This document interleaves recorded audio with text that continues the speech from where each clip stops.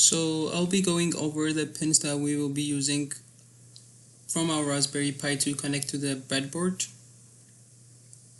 We'll be using pin number 2, 5 volts to supply VCC for our first ultrasonic sensor, for our second ultrasonic sensor, and for our third ultrasonic sensor. We'll also be using pin number 6 for ground. And the other pins that we will be using are pin 16, pin 18, pin 40, pin 38.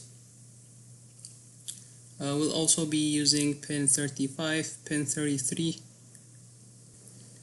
So in total we'll be using 2, 4, 5, 6, 7, 8 pins from our Raspberry Pi connecting to our breadboard.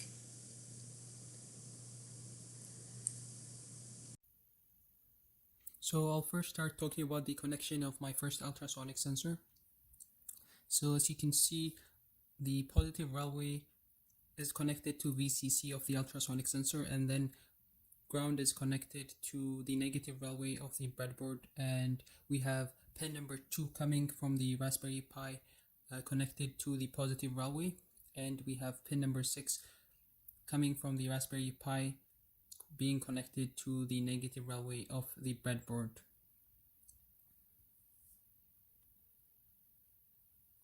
After I have TRIG coming from the ultrasonic sensor connected to a blank rail on the breadboard, and then I have pin 16 coming from the Raspberry Pi being connected to the same blank rail that has TRIG in it.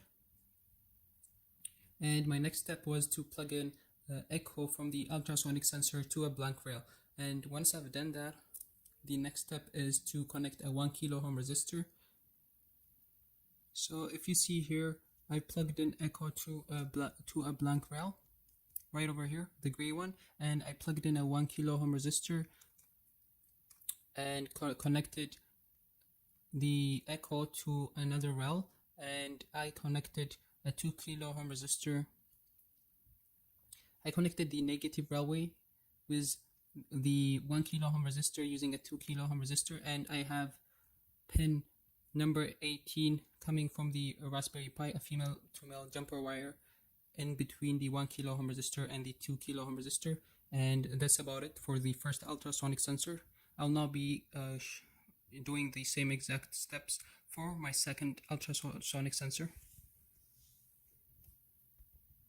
So here's my second ultrasonic sensor, and I connected VCC to the same railway that I've connected my first ultrasonic VCC, because voltage in parallel is the same as I've explained in the breadboard.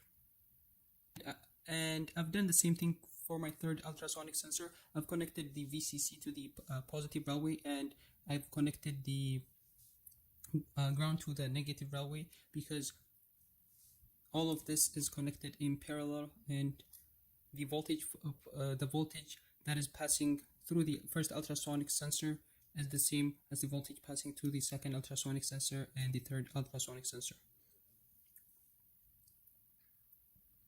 So then for my second ultrasonic sensor, I followed the same exact step as my first ultrasonic sensor, where I've plugged in TRIG to a blank rail, and then I've connected that to pin 38 coming from the Raspberry Pi. So as you can see, this red female to male jumper wire is connected to pin 38 of the Raspberry Pi, and that is connected to the same rail that has TRIG in it.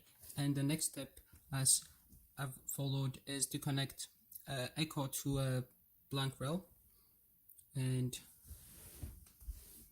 if you can see, echo here is the brown female to male jumper wire, and it is connected to a blank rail. And I've used the same exact steps. I've connected a 1 kilo-Ohm resistor, and then I've connected a female to male jumper wire where pin 40 from the Raspberry Pi is connected to the 1 kilo ohm resistor. The only difference between connecting the first ultrasonic sensor and the second ultrasonic sensor is that I'm not connecting the 2 kilo ohm resistor to the negative railway. So this is my third ultrasonic sensor, and I've already explained how VCC and ground, and the only thing that I've not covered was connecting TRIG to a blank rail. I would follow the same exact steps as my first and second ultrasonic sensor. So as you can see, I have TRIG, which is the red female to male jumper wire, connected to a blank rail, and I have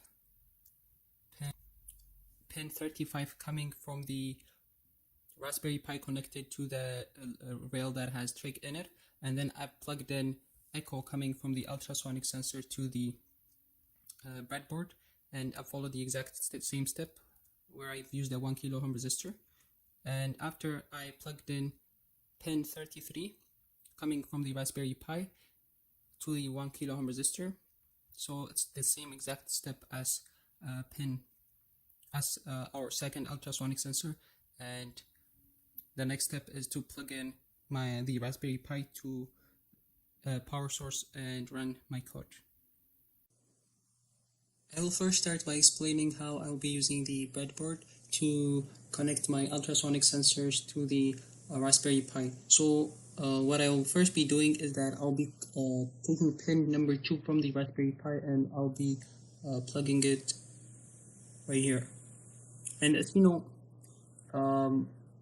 voltage in parallel is exactly the same. So we only need 5 volts to supply the ultrasonic sensor. So I'll be connecting the VCC of my first ultrasonic sensor here, and I'll be connecting the VCC of my second ultrasonic sensor here. And as long as it is in this same line, it would be the same in my third ultrasonic sensor here. And if you guys want to connect it anywhere else, feel free to do so, because voltage in parallel is the same. So now I'll be quickly running the code to see if my ultrasonic sensors are measuring distance and are working properly, and this will also help me verify if my code is working.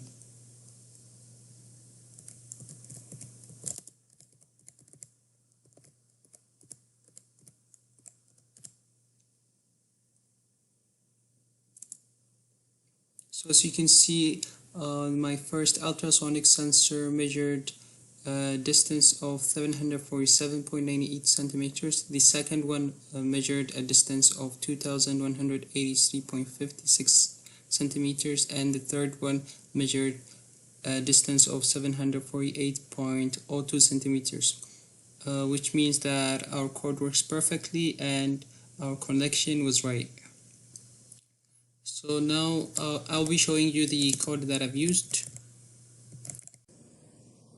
So this is the code that I've used, and for anyone who wants to use this same exact code, I'll put it in the description below.